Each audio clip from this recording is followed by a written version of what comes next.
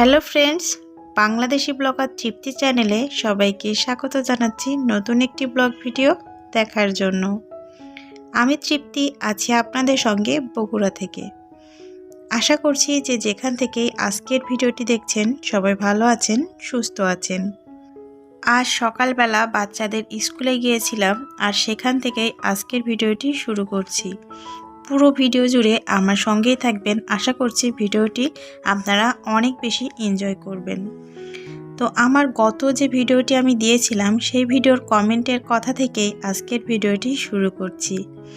তো গত ভিডিওতে আমি বলেছিলাম যে ভিডিওতে তেমন ভিউজ আসে না আর সবার কাছ থেকে তেমন উৎসাহ পায় না, ইউটিউব হয়তো আমাকে পছন্দ করছে না, এ কারণে আর ইউটিউব করতে চাচ্ছি না। তো সেখানে অনেক আপু ভাইয়ারাই খুব সুন্দর সুন্দর কমেন্ট করেছেন। আজকে আমি কারোর নাম নিয়ে সেভাবে কমেন্ট বলছি না, তবে সেখান থেকে কিছু কিছু কমেন্টের উৎসাহেই কিন্তু আজকের নতুন ভিডিওটি। সবাই বলেছেন কেন ছেড়ে দিবেন, কখনোই ছেড়ে দিবেন না। আপনি অনেক কষ্ট করে এই জায়গায় পৌঁছেছেন আর আপনি যে কষ্ট করে যেই জায়গায় পৌঁছেছেন এখানেও কিন্তু অনেকে আসতে পারেন না। কষ্ট করে কাজ করছেন আর করে যান, অবশ্যই একদিন আমরা সবাই আমাদের সফলতাতে পৌঁছে যাব। আবার একটা দিদিভাই তো বলেছেন আমি নাকি তার ইন্সপিরেশন, আমার ইন্সপিরেশনের মানে সে ভিডিও করে আমার ভিডিও দেখে। তো তারপরেও সব কিছু মিলিয়ে আমার আপনাদের কমেন্টের উপর নির্ভর করেই কিন্তু আজকের ভিডিওতে আমি ভয়েস দিচ্ছি। তো আসলে এতটুকু বুঝতে পেরেছি, ইউটিউবে এসে আর্নিং যেমনই হোক না কেন, কোনো কিছু পাই না পাই, এই যে আমার আপু ভাইয়াদের এত নিঃস্বার্থ ভালোবাসা, এই জিনিসটা কিন্তু আমি পেয়েছি।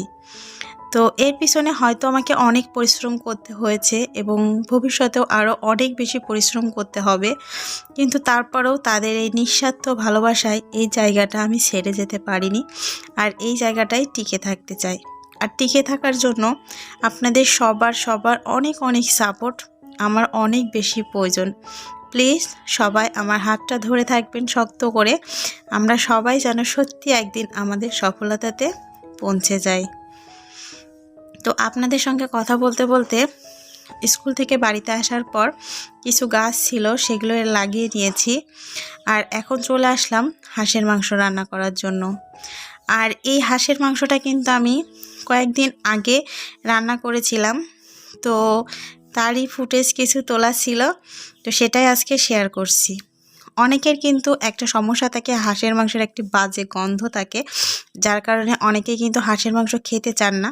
তো আপনারা যদি এভাবে একটু গরম জল আর লবণ দিয়ে মাংসটা 5 থেকে 10 মিনিট ভিজিয়ে রেখে তারপর সুন্দর করে ধুয়ে নেন, তাহলে কিন্তু হাঁসের মাংসের যে বাজে গন্ধ সেটা কিন্তু নিমেষেই দূর হয়ে যাবে আর মাংসের কালারটাও খুবই সুন্দর আসবে, একদম খাসির মাংসের মতো, আর খেতেও কিন্তু হবে অনন্য স্বাদ।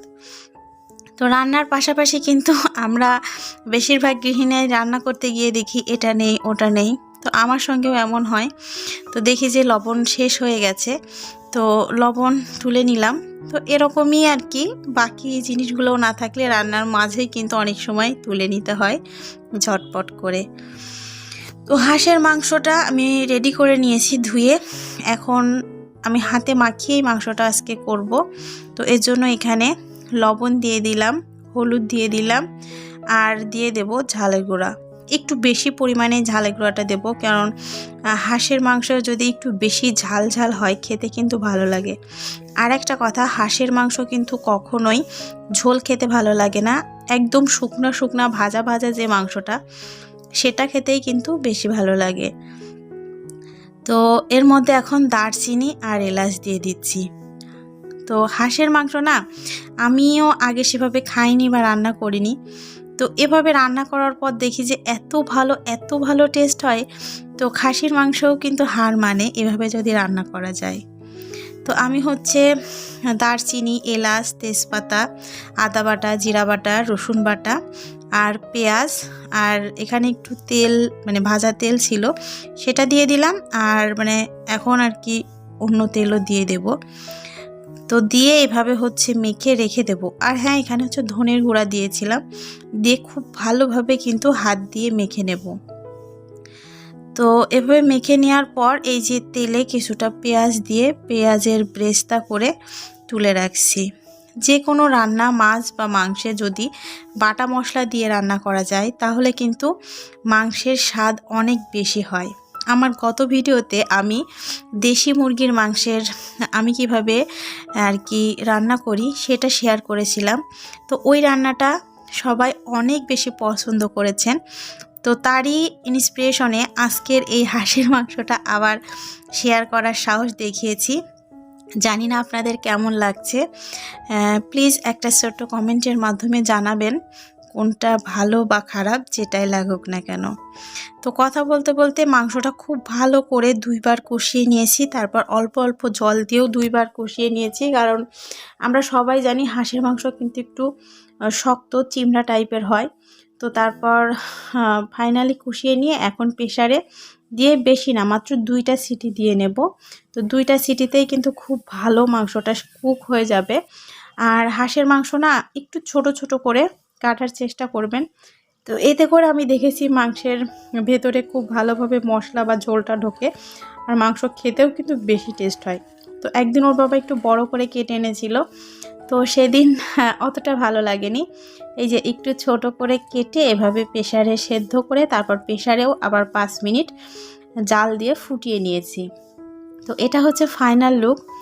মানে এই মাংসটা যে এতটা স্বাদ হয়েছিল, তো কি বলবো, আপনারা দেখে কিছুটা হলেও আশা করছি আন্দাজ করতে পারছেন। তো এবার শীতে কিন্তু অনেক হাঁসের মাংস খাওয়া হয়েছে, আমাদের বাড়িতে বেশিরভাগ শুক্রবারে হাঁসের মাংস খাওয়া হয়। তো এবার শীতে কিন্তু খাসির মাংস থেকে হাঁসের মাংসটাই বেশি খাওয়া হয়েছে। আর তার সঙ্গে ছিল পেঁপে সেদ্ধ, আলু, করলা, পেঁয়াজ দিয়ে ভাজি। আর এই যে স্পেশাল যে ডাল পোড়াটা দেখতে পাচ্ছেন, এটা দিয়ে কিন্তু 1 প্লেট নয়, 1 গামলা ভাত নিমিষেই শেষ হয়ে যাবে। তো এই ডাল পোড়াটা কিভাবে করেছি যদি আপনারা জানতে চান কমেন্ট করবেন, পরবর্তী কোনো ভিডিওতে আমি শেয়ার করব। আর তার সঙ্গে গরম গরম সাদা ভাত। তো এই দিয়ে কিন্তু আজকে দুপুরে আমাদের লাঞ্চটা খুবই ভালো জমে গিয়েছিল। আপনাদের কাছে কেমন লেগেছে একটি কমেন্টে জানালে খুশি হব। আর আপনাদের সঙ্গে এখন ছোট্ট টুকিটাকি কিছু কেনাকাটা শেয়ার করছি। তো আমার কিচেনটা আমি একটু নতুন করে সাজাতে যাচ্ছি, যার জন্য কিছু কেনাকাটা করছি অল্প অল্প করে। তো এখানে হচ্ছে একটি হ্যান্ড ওয়াশ বা ভিম লিকুইডের জার, যেটাই বলি না কেন, কিনেছি। আর 2টা হচ্ছে ফুলের হ্যাঙ্গিং টপ কিনেছি। দেখলেনই তো গাছ লাগাতে কতটা ভালোবাসি। আর এখানে নিয়েছি হচ্ছে ভাইরাল ঝুড়ি।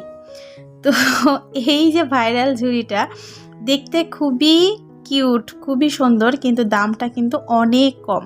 আর এই জিনিসগুলো কিন্তু আমি কিনেছি এখন থেকে 15-20 দিন আগে।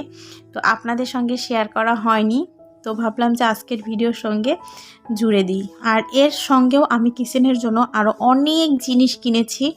তো যত তাড়াতাড়ি সম্ভব আপনাদের সঙ্গে ওই জিনিসগুলোও শেয়ার করব। আর আপনারা যদি দেখতে চান কমেন্ট করবেন। আর এখন একটা শাল দেখাচ্ছি, এটা হচ্ছে কাশ্মীরি শাল। এটাও আর কি কিনেছিলাম 20-15 দিন আগে। এখন তো শীতের শেষের দিক, তো তারপরেও কিনেছিলাম আর কি, ভিডিও শ্যুট করা ছিল, সেখান থেকেই দেখিয়ে দিলাম। তো এই শালগুলো আমার খুব ভালো লাগে, তো যার জন্য একটা কিনেছিলাম। অনেকেরই কিন্তু এরকম শাল আছে, কার কার এরকম শাল আছে প্লিজ কমেন্টে জানাবেন। আর কার কার ভালো লাগে, কার কার ভালো লাগে না, সেটাও কমেন্টে জানাতে পারেন। এতক্ষণ তো ভিডিও দেখছেন, কিন্তু দেখেন তো ভিডিওটিতে লাইক দিয়েছেন কিনা। এই সমস্যাটা কিন্তু অনেকেরই হয়, ভিডিও দেখে ভিডিওতে লাইক করতে ভুলে যায়। তো আপনি যদি ভুলে যান প্লিজ একটা ছোট্ট লাইক দিয়ে আমার ভিডিওটি ফ্রেন্ডস ফ্যামিলির সঙ্গে শেয়ার করতে পারেন। আর সেই সঙ্গে আজকের ভিডিওটি যদি ভালো লেগে থাকে আর আপনি যদি এরকম লাইফস্টাইল ব্লগ দেখতে চান, তাহলে আমার চ্যানেলটি সাবস্ক্রাইব করে আমার পাশেই থেকে যেতে পারেন। তো এখন আপনাদের সঙ্গে একটি পার্ট শেয়ার করছি, ফার্নিচার। তো ঘরের জন্য কি নতুন ফার্নিচার বানালাম সেটাই আপনাদের সঙ্গে শেয়ার করব। তো এই যে খাট বা ঘরের যে কোনো ফার্নিচার সেট করার সময় বা মানে কোনো রিপেয়ার করার সময় বলবো, এতটা ঘরটা এলোমেলো আর নোংরা হয়ে যায় যে জিনিসটা পরবর্তীতে পরিষ্কার করাটা অনেক বেশি কষ্টের। এদের কাজ তো জিনিস নিয়ে এসে তারপর সেট টেট করে দিয়ে চলে যাওয়া, আর আমাদের যে তারপর আর কতটা পরিশ্রম করতে হয় সেটা কিন্তু আমরা গৃহিণীরাই জানি। তো এখন আপনাদের সঙ্গে শেয়ার করছি যে আমি কি ফার্নিচার বানালাম।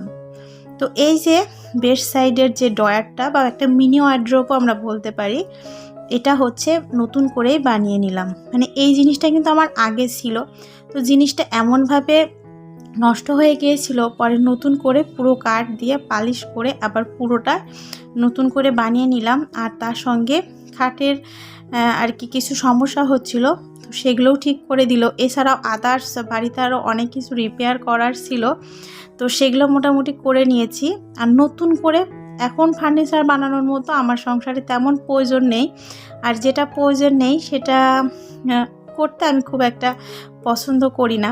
কারণ আমার ঘরে ওয়ার্ড্রোব, ড্রেসিং টেবিল, খাট, তারপর আলমারি, খাওয়ার ডাইনিং টেবিল, পড়ার টেবিল থেকে শুরু করে জুতার র্যাক, মানে যেটা আমাদের মোটামুটি দরকার হয় সংসার করতে গেলে সেগুলো সবই আছে।